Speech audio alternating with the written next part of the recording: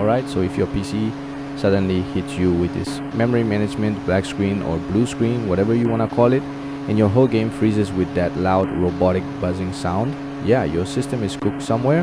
Mine started doing this right after downloading random stuff, and then suddenly the wallpaper turned black too. At that point, I already knew something weird was going on in the background, because Windows does not just randomly start acting possessed for no reason. First thing I did was turn off the internet, literally disable Wi-Fi or unplug Ethernet. Don't just sit there pretending nothing happened while some garbage runs in the background. And weirdly enough, after disconnecting internet, my wallpaper came back.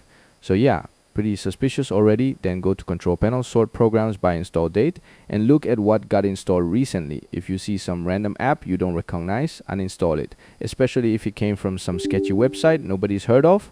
After that, open Windows Security and run a quick scan. It's not amazing or anything, but at least it catches obvious garbage. Then open Task Manager and check what's running.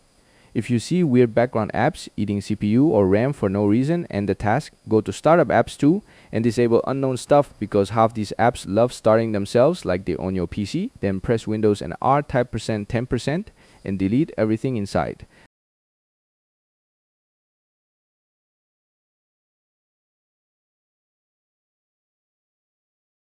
After that, type temp and delete all that junk too. Most of it is useless, leftover trash anyway. Now reconnect your internet and download Malwarebytes. Free trial is enough. Install it, run the scan, wait like 10 minutes, and let it find whatever nonsense is hiding in the system. Mine found a stupid amount of detections, which honestly explained the crashes immediately. Just quarantine everything and move on. Also check your GPU usage in Task Manager, because if your GPU is getting cooked while doing absolutely nothing, something's probably running in the background mining crypto or doing some clown activity. After that, update your GPU driver.